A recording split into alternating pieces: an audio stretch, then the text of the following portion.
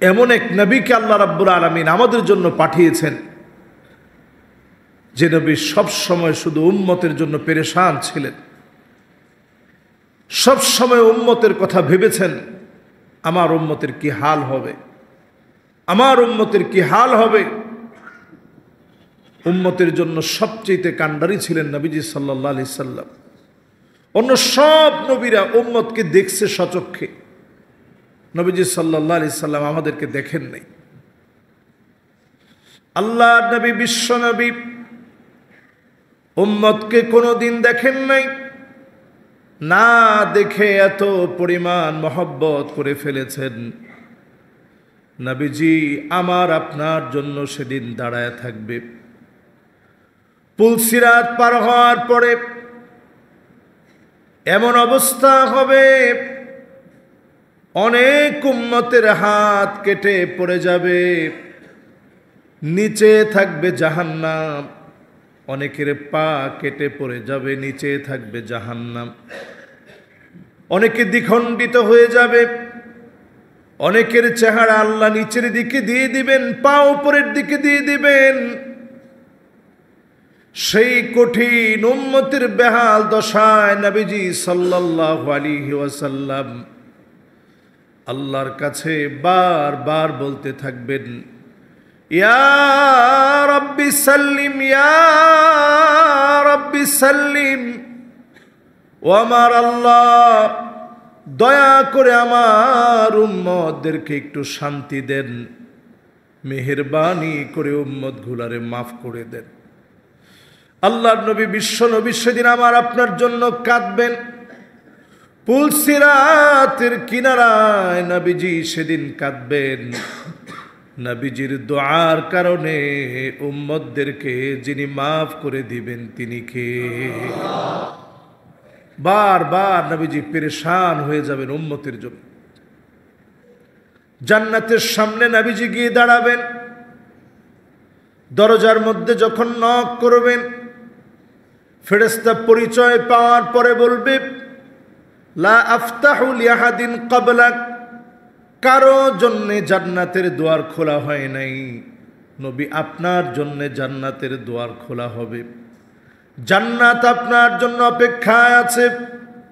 আল্লাহর নবী জান্নাতের ভিতরে প্রবেশ করবেন, যাওয়া মাত্র নবীজি বলবেন, অন্য সব নবী আগে জান্নাতে যেতে পারবে না, আগে যেমন আমি এসেছি।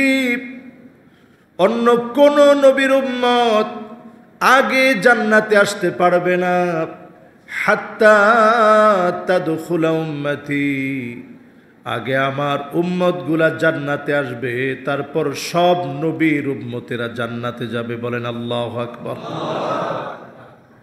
আল্লাহর জান্নাতের ভিতরে 120টা কাতার হবে। সেই 120টি কাতারের ভিতরে 80 মিন উম্মতি, নবীজি বলছেন আমার উম্মতদেরকে দিয়ে একটা আর দুইটা নয়, 80টি কাতার আল্লাহ পাক পূর্ণ করে দিবেন। সুবহানাল্লাহ। চিন্তা করে তো দেখি, 120 থেকে যদি 80 চলে যায়, বাকি থাকে কত? ওয়া আরবাউনা মিন সাইরিল উমাম, এই পৃথিবীতে যত নবী এসেছে সমস্ত নবী আম্বিয়া আলাইহিমুস সালাম মিলে জান্নাতের মাত্র 40টা কাতার পূর্ণ করবে। একাই আমার নবীর উম্মত দিয়ে 80 কাতার আল্লাহ পূর্ণ করে দিবেন। সুবহানাল্লাহ।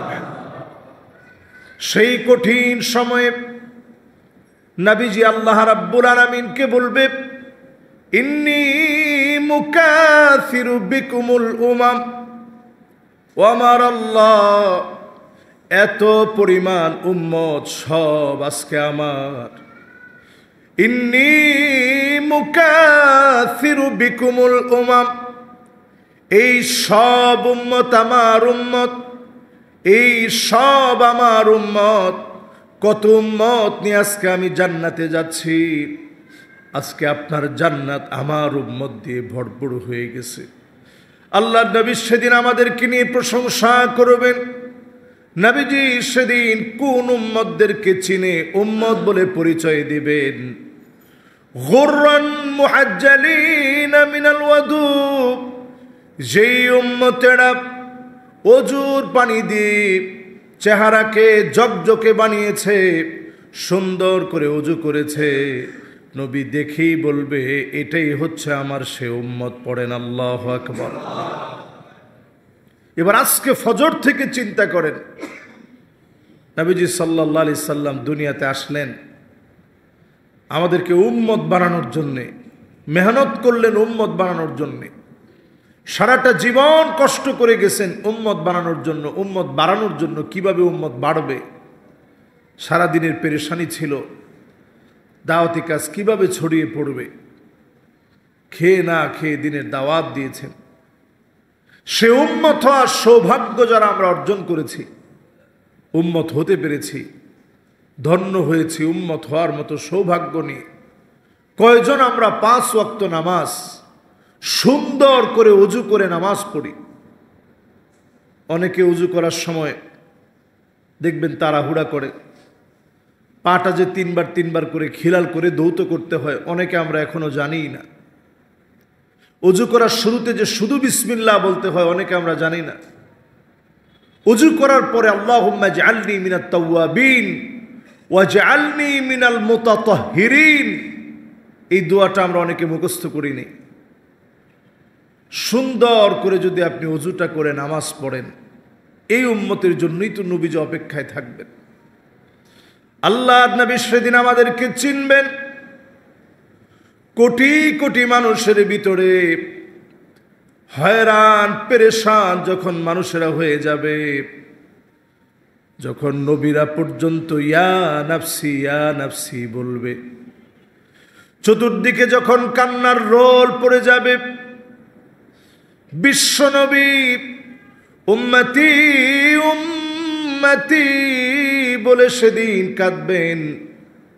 আমার উম্মত বলবে, মাথা নিচের দিকে দিয়ে রাখবেন।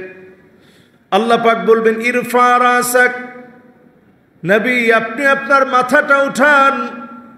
সাল তুতাব ইশফা তুশাফা, যাকে মনে চায় শাফাত করেন, যা মনে চায় আল্লাহর কাছে আজকে চান। চাওয়া মাত্র নবীজির চাওয়াগুলা যিনি পূর্ণ করে দিবেন তিনি কে? নবীজি হাদিসের ভিতরে পরিষ্কার বলেছেন, ওয়ালিকুল্লি নবীন দাওয়াতুম মুস্তাজাবা, সব নবীরা দোয়া করলেই আল্লাহ দোয়া কবুল করেন। নবীদের দোয়াই মুস্তাজাবা, যেটা চেয়েছেন আল্লাহ রাব্বুল আলামিন তৎক্ষণাৎ কবুল করেন। নবীদের দোয়াগুলো সব আল্লাহর কাছে কবুল হয়। নবীজি বলছেন ইন্নী ইখতাবাতু দাওয়াতি শাফাআতান লিউম্মতি, আমি নবী বিপদ মুসিবতে পড়ার পরেও আল্লাহর কাছে কিছু চাই নাই, তৎক্ষণাৎ বলি নাই আল্লাহ এটা আমারে দেন। কেন বলি নাই? এই জন্য বলি নাই, আমি জানি আমার উম্মত বড় বিপদে পড়ে যাবে। ওই বিপদে যেন আমি আল্লাহকে বলতে পারি, আল্লাহ উম্মতরে আপনি মাফ করে দেন। সুবহানাল্লাহ। আল্লাহর হাবিব বলেন ফাহিয়া নাইলাতুন ইনশাআল্লাহ, সেদিন আমার উম্মত ফলাফল পেয়ে যাবে। কঠিন মুসিবতের দিনে আমি নবী যখন আল্লাহর কাছে বলবো আল্লাহ উম্মত গুলারে মাফ করে দেন, ফাহিয়া নাইলাতুন ইনশাআল্লাহ, আমার উম্মত সেদিন রেজাল্ট পেয়ে যাবে। দলে দলে উম্মতগুলো কঠিন মুসিবতের সময় আমি নবী যখন শাফাত করব, দলে দলে উম্মতদেরকে মাফ করে যিনি জান্নাতি বানায় দিবেন তিনি কে?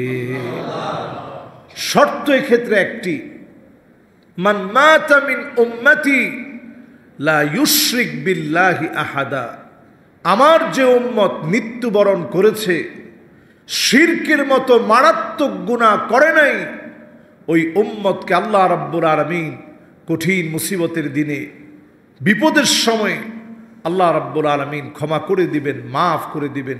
শিরকের গুনাহ না করলে উম্মতদেরকে নবীজি সাল্লাল্লাহু আলাইহি ওয়াসাল্লামের শাফাতে ধন্য করে যিনি মাফ করবেন তিনি কে?